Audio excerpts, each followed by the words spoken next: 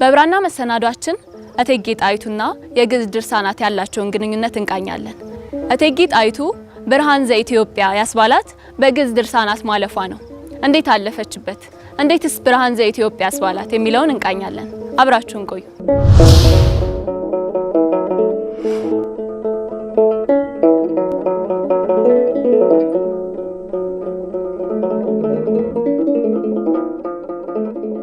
ሳቢትነ ናሆ በፀይና በብራና መርሃ ግብርና ብራና መሰናዷችን ላይ የደረሳችሁ የተወደዳችሁ ተመልካቾቻችን ከኛ ጋር ስላላችሁ እጅግ አድርገን እናመሰግናለን። በዛሬ የብራና መሰናዷችን ደብረ ታቦር መካነ አእምሮ ወይም ደብረ ታቦር ዩኒቨርሲቲ ላይ እንገኛለን። የግዕዝ ድርሳናትና እቴጌ ጣይቱን አስመልክቶ ይሆናል። በዚህም ደግሞ በደብረ ታቦር ዩኒቨርሲቲ የታሪክ ትምህርት ክፍል ተጠሪና የታሪክ መምህር ጋር ቆይታ እናደርጋለን። እስከ ዝግጅታችን ፍጻሜ ከኛ ጋር ቆይታ እንድታደርጉ እየጋበዝኳችሁ፣ ለዚህም ደግሞ ለርዕሰ ጉዳያችን እንግዳ አድርጌ የጋበዝኳቸው መምህር ሙሉጌታ መስፍን ነው የሚባሉት። ጋር ቆይታ እናደርጋለን። አብራችሁን ቆዩ። መምህር ስለ ፈቃደኝነቶች ጋር ያመሰግናለሁ።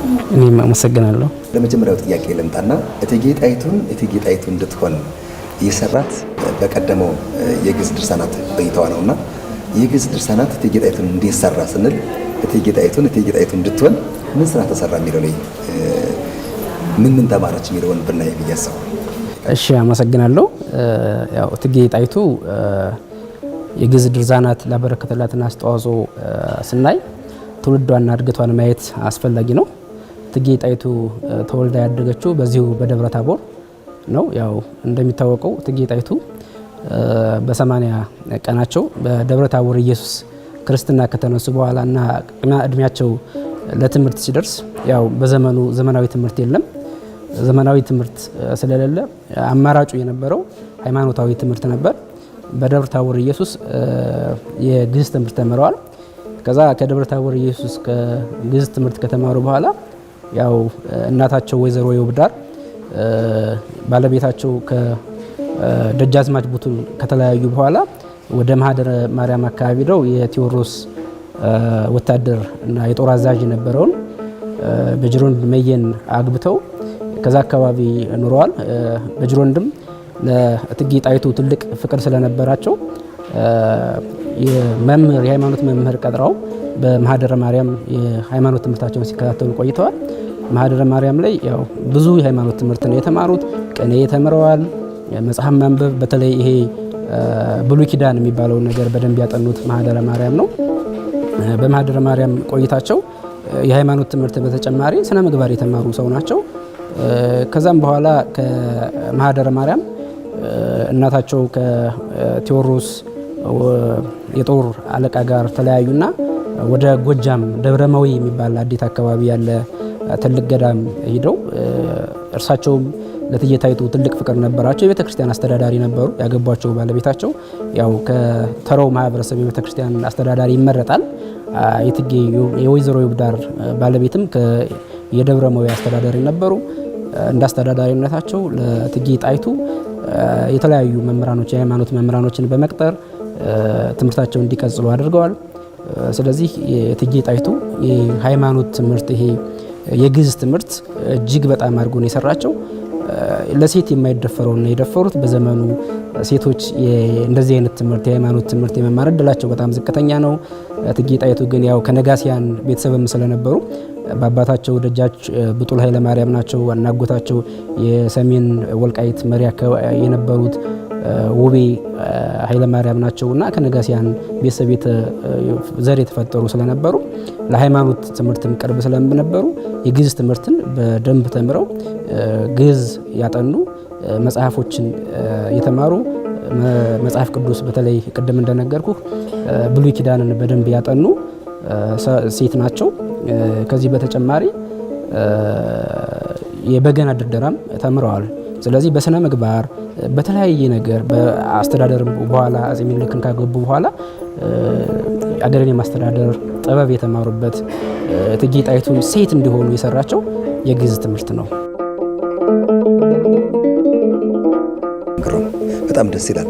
ለዚህ የግዕዝ ድርሳናት እቴጌ ጣይቱን ሰርቷታል ማለት ነው። ሰርቷታል። አዎ ዘመናዊ ትምህርት ከሚሰራው በላይ ነው። ዘመናዊ ትምህርት አሁን ያለውን ትውልድ ከሚሰራው በላይ የግዕዝ ትምህርት እቴጌ ጣይቱን በስርዓት ነው የሰራት። ያ የግዕዝ ትምህርት ስለሰራትም ነው ስለሰራቸው እቴጌ ጣይቱን ስለሰራት አገር በማስተዳደር ላይ ትልቅ ሚና የነበራቸው አገር በማስተዳደር አገር በመምራት ትልቅ አስተዋጽኦ የነበራቸው ሴት እንዲሆኑ ያደረጋቸው የግዕዝ ትምህርት ነው። የእቴጌ ጣይቱ ህይወት ከገዳም ህይወትና ከቤተክርስቲያን ህይወት የተላቀቀ አልነበረም። ገዳም ደብረመዊ እንደነገርኩ እዚጋም ደብረ ታቦር ኢየሱስ ማህደረ ማርያም እድገቷንና ትውልዷን ስታየው ከቤተክርስቲያንና ከገዳማት ጋር የተያያዘ ነው። ከግዕዝ ከጥበብ ጋር የተያያዘ ነው። የጥበብ መንደሮች ናቸው። በስነ ምግባርም አንጿታል፣ ሰርቷታል። ለቤተ ክርስቲያንም ብዙ አስተዋጽኦ አድርጋለች። ስጋጃ በመስራት ለምሳሌ ማህደረ ማርያም በነበረችበት ሰዓት በረፍት ከግዕዝ ትምህርት ከመጽሐፍ ቅዱስ ጥናት ውጭ እቴጌ ጣይቱ ትርፍ ጊዜ ሲኖራት ስጋጃዎችን ለቤተ ክርስቲያን ትሰራ ነበር። የጥበብ ስራዎችን ትሰራ ነበር። የእደ ጥበብ ሙያተኛች ነበረች እና የግዕዝ ትምህርት እቴጌ ጣይቱን ዘመናዊ ትምህርት ከሚሰራው በላይ ነው የሰራት። እቴጌ ጣይቱን በዚህ ልክ የግዕዝ ድርሳን ከሰራት የግዕዝ እውቀት የሀገር በቀል እውቀት እንዲህ ከሰራት እንዲሁ በግዕዝ ድርሳናት ለማለፏ እና ደግሞ የዛ ውጤት መገለጫ ምንድን ነው ማለት እንችላለን? እሺ አመሰግናለሁ። ያው የግዕዝ ትምህርት እቴጌ ጣይቱን እጅግ በጣም እንደሰራት ማሳያዎቹ ውጤቶቹ ብዙ ናቸው። በትዳር ህይወቷም፣ በመሪነት ህይወቷ፣ በፖለቲካ ህይወቷ እጅግ በጣም ያገዛትና የረዳት ነው። በትዳር ህይወቷ በምናይበት ሰዓት ከባለቤታቸው ከአጼ ምኒልክ ጋር በእኩል ደረጃ የሚመካከሩ የሚወያዩ ጥሩ ትዳር የነበራቸው ትዳር በመምራትና በማስተዳደር ትልቅ አስተዋጽኦ የነበራቸው ሴት ነበሩ። ወደ ፖለቲካውና ወደ አስተዳደራዊ ህይወት ስንመጣ እቴጌ ጣይቱ በአስተዳደር ኢትዮጵያን በማስተዳደር ትልቅ ሚና ተጫውተዋል። ከባለቤታቸው ከአጼ ምኒልክ ባልተናነሰ ትልቅ አስተዋጽኦ የነበራቸው ናቸው። ለምሳሌ እናንሳ ብንል አጼ ምኒልክ እንደነገሱ አካባቢ አገራትን ለማረጋጋት ወደ ትግራይ በዘመቱበት ሰዓት እቴጌ ጣይቱ ደሴ ላይ በመሆን የእጁን በጌምድርን ወሎና ሸዋን አስተዳድረዋል። ይሄ እንደ አገር እንዲያስተዳድሩ ያገዛቸው የረዳቸው የግዕዝ እውቀታቸው ነው። ከግዕዝ የቀሰሙት ጥበባቸው ነው። የግዕዝ ትምህርት ነው ይሄን እንዲያደርጉ የረዳቸው። ከዚህ በተጨማሪ የአድዋ ጦርነትን ማየት እንችላለን። የአድዋ ጦርነትን ከአጼ ምኒልክ ባልተናነሰ የመሩት እቴጌ ጣይቱ ናቸው። የውጫሌን ውል በማፍረስ ትልቅ አስተዋጽኦ ተጫውተዋል። ለምሳሌ የውጫሌን ውል ስተት እንደነበር አንቀጽ 17 20 አንቀጾች አሉት። 17ኛው አንቀጽ ስተት እንደነበር የታሪክ ጣሊያንኛ ትርጉሙ ስተት እንደነበር አለቃ ጽመ ጊዮርጊስ በሚናገሩበት ሰዓት የጣሊያንና የኢትዮጵያ መንግስት ለማጣላትና ለማፈራረቅ ነው ብለው አጼ ምኒልክ ለተወሰነ ወራት አስሮት ነበር። አለቃ ጽመ ጊዮርጊስን በማስፈታት አለቃ ጽመ ጊዮርጊስ የጣሊያንኛውን ትርጉም በማብራራት ለሀገራቸው ትልቅ አስተዋጽኦ ያደረጉ ሰው ናቸው። ለምን ይታሰራሉ ብለው በማስፈታት የውጫሌ ስምምነት እንዲፈርስ ከካውንት ፔትሮ አንቶኒ ጋር ያደረጉት ውዝግብ ያደረጉት ክርክርና ውይይትን በምታይበት ሰዓት ከየትም የመጣ አይደለም፣ ከግዕዝ እውቀታቸው የመጣ ነው። የተማሩት ትምህርት በተግባር ያሳዩበት እንትን ነው። ሌላው ደግሞ የመቀሌ ምሽግ በመስበርም ትልቅ አስተዋጽኦ ያበረከቱት እቴጌ ጣይቱ ናቸው። የመቀሌ ምሽግ ጣሊያኖች እጅግ በጣም አስቸጋሪ ምሽግ ነው ገንብተው የነበረ፣ ለመስበር አስቸጋሪ ነበረ። ከዛ በኋላ ስልታዊ በሆነ መንገድ የመቀሌ ምሽግ እንዲሰበር ያደረጉት እቴጌ ጣይቱ ናቸው። ከመቀሌ ምሽግ አካባቢ ጣሊያኖች የሚጠቀሙባት ትንሽ የውሃ ጉድጓድ ነበረች። እሷን በከበባ በመያዝ ጣሊያኖች የውሃ በጥም እንዲቸገሩ በማድረግ ይህን አስተዋጽኦ ያደረጉ ናቸው። ስለዚህ የመቀሌ ምሽግን በመስበር አድዋ ላይ የጦር መሪ ሆነው ጦር በመምራት 5000 ወታደር መርተዋል እቴጌ ጣይቱ። ስንቅ በማዘጋጀት ምኒልክን በማማከር የአጼ ምኒልክን በማማከር የጦር ጀነራሎችን በማወያየት ትልቅ አስተዋጽኦ ያ የግዕዝ ትምህርት ውጤታቸው ነው እንጂ ከዚህ ዝም ብሎ የመጣ አይደለም። አገር በማስተዳደርም ለምሳሌ አዲስ አበባን በምናይበት ሰዓት አዲስ አበባን የመሰረቱት እቴጌ ጣይቱ ናቸው። ምን ያክል የግዕዝ ጥበብ እንደረዳቸው የምትረዳው አዲስ አበባን ሲመሰርቱ አጼ ምኒልክ እና ጎበና ወደ ምስራቅ አካባቢ ዘመቻ ሄደው ነበር። ዘመቻ ሄደው ለብዙ ወራት በዛው ቆዩ። ያው የኢትዮጵያ ሕዝብ ተጨነቀ። አጼ ምኒልክ ምነካቸው ጠፉ፣ ድምጻቸው ጠፋ ብሎ የአገር ለመፍረስ የተቃረበበት ጊዜ ነበረ። የዛን ሰዓት እቴጌ ጣይቱ ብርሃን ዘኢትዮጵያ ከእንጦጦ ወርደው አዲስ አበባ ከተማ መሰረቱ። እቴጌዋ ከእንጦጦ ወርደው አዲስ አበባ ከተማ ሲመሰረቱ ህዝቡ ተረጋጋ። እቴጌዋ ከእንጦጦ ወርደው አዲስ አበባ ላይ ከተማ እየመሰረቱ ነው፣ ስለዚህ አጼ ምኒልክ ደህና ናቸው ማለት ነው ብሎ ህዝቡ እንዲረጋጋ ያደረጉ እቴጌ ጣይቱ ናቸው። እቴጌ ጣይቱ አገር አንድ እንዲሆን በማድረግ ይሄ አገራዊ አንድነት በማምጣት ማዕከላዊ መንግስት ጠንካራ የሆነ ማዕከላዊ መንግስት እንዲመሰረት ያደረጉ እሳቸው ናቸው። መጨረሻ ላይ አጼ ምኒልክ የእቴጌ ጣይቱን ብስለት የእቴጌ ጣይቱን እውቀት ያውቁ ነበርና ማንኛውንም ውሳኔ ሲወስኑ እቴጌ ጣይቱን ሳያማክሩ አይወስኑም ነበር። ስለዚህ አማካሪ ለአጼ ምኒልክ ሚስት ብቻ ሳይሆኑ የትዳር አጋር ብቻ ሳይሆኑ ትዳርን በስርዓት ብቻ ሳይሆኑ የሚመሩ እቴጌ ጣይቱ ለአጼ ምኒልክ አማካሪም ነበሩ ማለት ነው። እያንዳንዱን የፖለቲካ ውሳኔ እያንዳንዱን ሀገራዊ ውሳኔ አጼ ምኒልክ የሚወስኑት እቴጌ ጣይቱን አማክረው ነው። ይሄ ደግሞ ብስለታቸውና እውቀታቸው የመጣ ከታች ከህፃነታቸው ከልጅነታቸው ጀምሮ ሲማሩ ያደጉት የግዕዝ ትምህርት ነው። ሌላኛው ሃይማኖታቸውን እጅግ በጣም እንዲጠነክር ኦርቶዶክስ ክርስቲያኒቲ በጣም እንዲጠነክር ያደረጉ ሰው ናቸው። ምክንያቱም እንደሚታወቀው ለኢትዮጵያ ትልቅ ውለታ የከፈለ ቤተክርስቲያን ነው። ቤተክርስቲያናት ገዳማት ትልቅ ውለታ ውለዋል። ይህን ትልቅ ውለታ የዋሉት ደግሞ በግዕዝ ትምህርታቸው ነው። ሃይማኖት የእውቀት መጽሐፎች የተጻፉት የሜዲካል እውቀቶች የተጻፉት የመድኃኒት ቅመማዎች፣ ታሪኮች፣ ህጎች የረቀቁትና የተጻፉት በግዕዝ ትምህርት ነው። ለምሳሌ ብንወስድ ፍትሐ ነገሥትን እንውሰድ። ፍትሐ ነገሥት የግዕዝ እውቀት ነው። ፍትሐ ነገሥት የአገር የምትተዳደርበት ህግ ነው። ያንን የተጻፈው በግዕዝ ነው።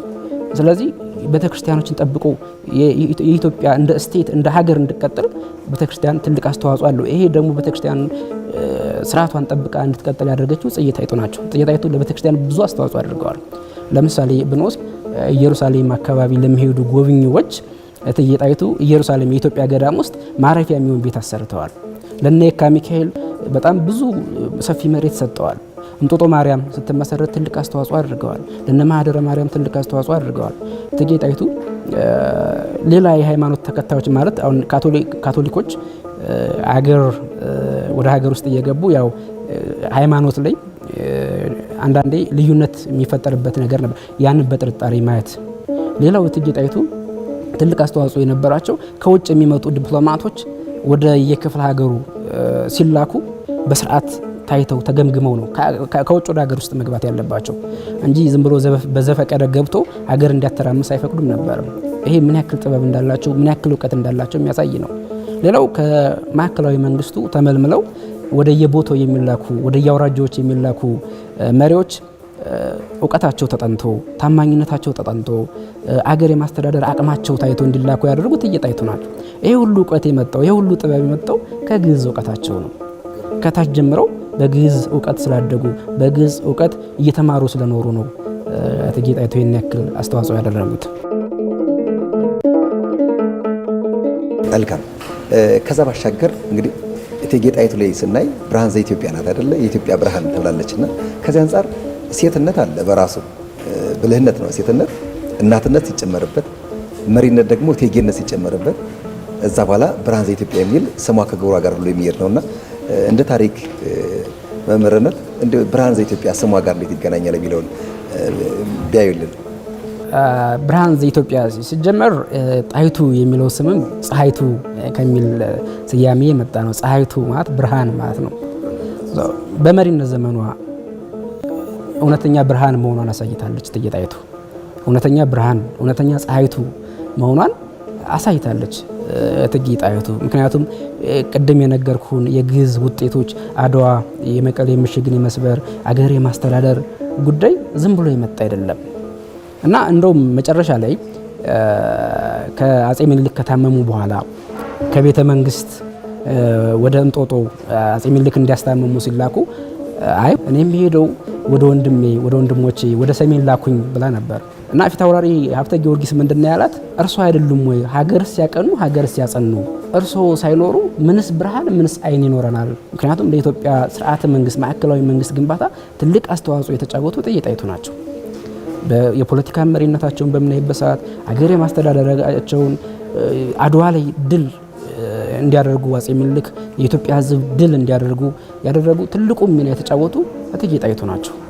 እቴጌ ጣይቱ ባሻውሎምና ገብረ እግዚአብሔር ግሊ የሚባሉ ለጣሊያን ያደሩ ሰዎች ነበሩ። ለጣሊያን የሚሰልሉ ኢትዮጵያዊ ሆነው ለጣሊያን የሚሰልሉ እነሱን ሰዎች አዲስ አበባ ጠርተው ለኢትዮጵያ እንዲሰልሉ ያሳመኑበት መንገድ ካሳመኑ በኋላ ባሻውሎም ምንድነው ያለው? የማን ሀገር ንግስት በጦር መካከል ተገኝታ እየተፎካከረች እየተከራከረችና እየተዋጋች የጠላት ሚስጥር ተደብቆባት ይቀራል። ወደው ነው ታማኝነቱን ለኢትዮጵያ መንግስት ለአጼ ምኒልክ ያደሰ ወደው ነው ከእቴጌ ጣይቱ ጎን የቆመ። ስለዚህ ለኢትዮጵያ ብርሃን የሆኑ ሴት ነበሩ። እዚህ ብርሃን የሚለው የሚገባቸው ስም ነው፣ ተገቢ ስም ነው። ካደረጉት አስተዋጽኦ አንጻር ብርሃን የሚለው የሚገልጻቸው ነው። ሲጀመር ስማቸው ሲወጣም ጣይቱ ብሎ መውጣቱ ትክክል ነበር የሚያስብል ነገር ነው።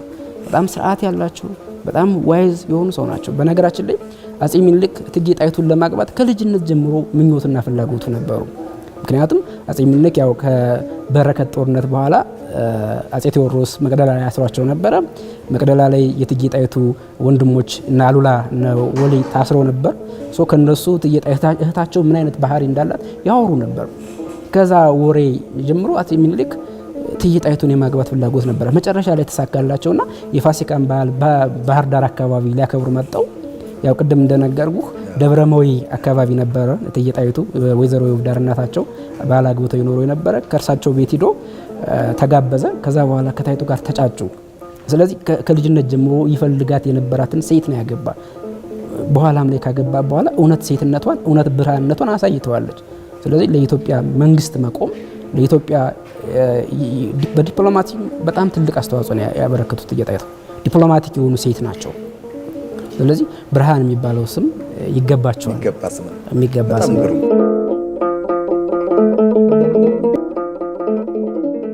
እቴጌ ጣይቱን እቴጌ ብርሃን ዘኢትዮጵያ እንድትሆን ያደረጋት ቅድም እርሶም ይገልጹ እንደነበረው የግዕዝ ድርሳናት የሀገር በቀል እውቀቶቻችን ዘመናዊ ትምህርት ይሰጥ ከነበረው በላይ በእርሶ አገላለጽ ድርሻውን ተወጧል የሚለውን ነገር ነግረውናል። እና ብርሃን ዘኢትዮጵያ እቴጌ ጣይቱ ብርሃን እንድትሆን ካደረጋት አሁን ላለነው ትውልድ የግዕዝ ድርሳናት ምን አይነት ፋይዳ ሊኖረው ይችላል? ያለ ግዕዝ ትምህርት አንድ መስመር መራመድ የሚከብድ ነው ይመስለኝ።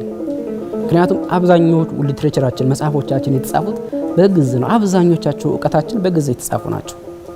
ግዕዝ ቋንቋ ሀገር አንድ በማድረግ የስቴት በመመስረት ዘመናዊውን ኢትዮጵያ ከጥንታዊ ኢትዮጵያ የሚያስተሳስር ነው። ጥንታዊ ኢትዮጵያ፣ ማዕከላዊ ኢትዮጵያ፣ ዘመናዊ ኢትዮጵያ እያልን ለመሄድ ቁልፋችን ግዕዝ ነው። ዘመናዊ ኢትዮጵያ ላይ ቆሞ ጥንታዊ ኢትዮጵያን ሳናቅ ማዕከላዊ ኢትዮጵያን ሳናቅ ስለ ጥንታዊነት ኢትዮጵያ ማነች የሚለውን ሳናቅ ዘመናዊ ኢትዮጵያን መገንባትና መመስረት የምንቸገር ይመስለኛል። ምክንያቱም ለአሁን ለመቆምንበት ለዘመናዊ ኢትዮጵያ መሰረታችን አክሱም ነው። መሰረታችን ላሊበላ ነው። የነሱ እውቀቶችና የነሱ ጥበቦች ደግሞ የተሰሩት በግዕዝ ነው የተጻፉት። ትልልቅ መጽሐፎች፣ የቤተ ክርስቲያን መጽሐፎች፣ የእውቀት መጽሐፎች፣ የሜዲሲን መጽሐፎች የተጻፉት በግዕዝ ነው። ለዛም እኮ ነው ጀርመን ስትሄድ፣ አውሮፓ ስትሄድ አብዛኞቹ ዩኒቨርሲቲዎች ግዕዝ እየሰጡ ነው የሚገኘው። ምክንያቱም የኢትዮጵያ እውቀቶች የተጻፉት በግዕዝ ነው። የኢትዮጵያ አባቶች እውቀትን የጻፉት በግዕዝ ነው። እነ መጽሐፈ ሄኖክ፣ እነ ክብረ ነገስት፣ ሌሎችም መጽሐፍቶች። ስለዚህ ግዕዝን ካወቅ ያሁኑ ዘመናዊ ትውልዱ ግዕዝን ካወቀ የመፍቻ ቁልፉን አውቋል ማለት ነው። ግዕዝ እኮ ዓለም ላይ ካሉ ትልልቅ ቋንቋዎች አንዱ የነበረ ነው። ከነ ግሪክ ጋር፣ ከነ ላቲን ጋር፣ ከነ ኢብራይስጥ ጋር የምታወዳድረው ቋንቋ ነው።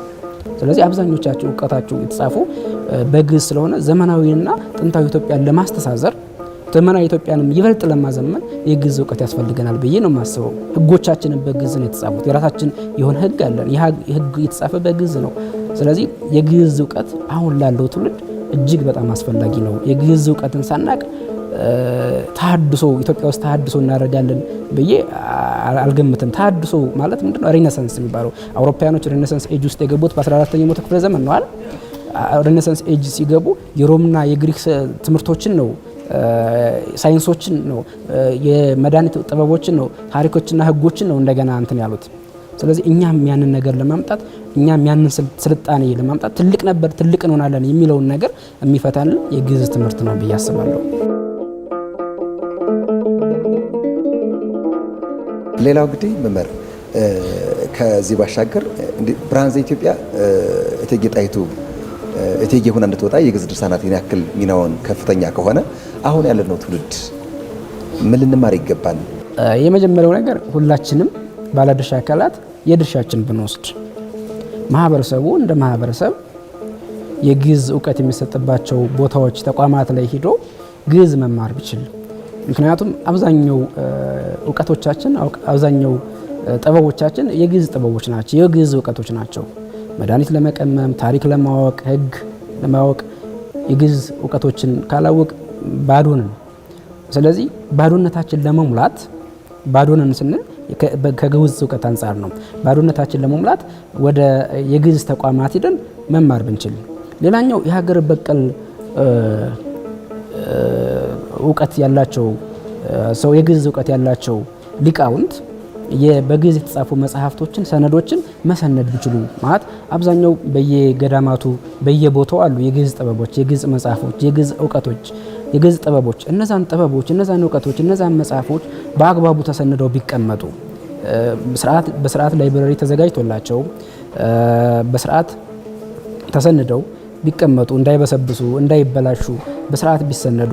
ከዚህ በተጨማሪ ደግሞ እነዚህ እውቀት ያላቸው የአገር በቀል እውቀትና የግዕዝ እውቀት ያላቸው ሰዎች ለማህበረሰቡ ትምህርቱን ቢያካፍሉ ቢያስተምሩ፣ ማህበረሰባችን የግዕዝ እውቀት እንዲኖረው ቢያደርጉ፣ በየቦታው በየተቋማቱ የግዕዝን እውቀት መስጠት ቢችሉ፣ ጥናትና ምርምር ቢደረግበት በየዩኒቨርሲቲው አሉ፣ መካነ አእምሮ ላይ በየቦታው አሉ የግዕዝ ቋንቋ አቅም ያላቸው የግዕዝ ቋንቋ ጥበብ ያላቸው በየተቋማቱም አሉ የሀገር በቀል እውቀትና የግዕዝ እውቀት ያላቸው።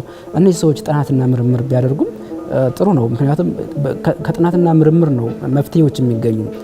የችግሮቻችን መፍቻ ጥናትና ምርምር ነው። ችግሮቻችን ለመፍታት ደግሞ ቋንቋ፣ ግዕዝ እውቀት፣ የግዕዝ እውቀት ቁልፍ ሚና አለው። ስለዚህ በጥናትና ምርምር የተደገፉ ስራዎችን ቢሰሩ የሚል አስተያየት ነው ያለኝ። እጅግ አድርጌ ነው የማመሰግነው መምህር ሙሉጌታ መስፍን በደብረ ታቦር ዩኒቨርሲቲ የታሪክ ትምህርት ክፍል ተጠሪና የታሪክ መምህር አብረውን ቆይታ ስላደረጉ እጅግ አድርጌ ነው የማመሰግነው። እሺ፣ አመሰግናለሁ። እኔም ክብረት ይስጥልን። የተወደዳችሁ ተመልካቾቻችን የዛሬው የብራና መሰናዷችን ዝግጅታችን ውስጥ ያቀረብላችሁ ይህን የሚመስለው በደብረ ታቦር ዩኒቨርሲቲ ተገኝተን የግዕዝ ድርሳናትና እቴጌ ጣይቱ ምን ይመስላሉ የሚለውን ወደ እናንተ ያቀረብንበት መርሃ ግብር ነበረ። አብራችሁን ስለነበራችሁ እጅግ አድርገን የምናመሰግነው